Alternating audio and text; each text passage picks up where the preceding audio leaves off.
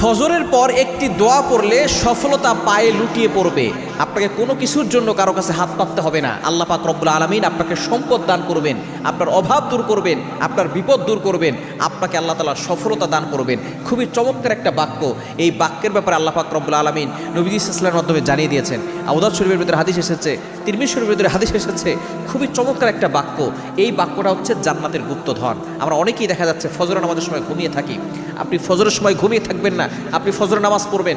নামাজের পরে ছোট্ট দোয়াটা যদি আপনি 100 বার পড়তে পারেন, দেখবেন সফলতা আপনার পায়ে লুটিয়ে পড়বে।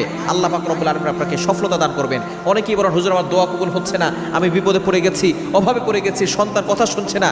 যত ধরনের বিপদ আছে না কেন, আপনি ফজরের নামাজের পরে এই ছোট্ট বাক্যটা 100 বার পড়বেন। এটা হচ্ছে জান্নাতের গুপ্তধন, জান্নাতের ভান্ডার। এই ছোট্ট বাক্যটা যদি আপনি 100 বার পরে দোয়া করেন, দোয়া কবুল হবে, আপনার বিপদ দূর হবে।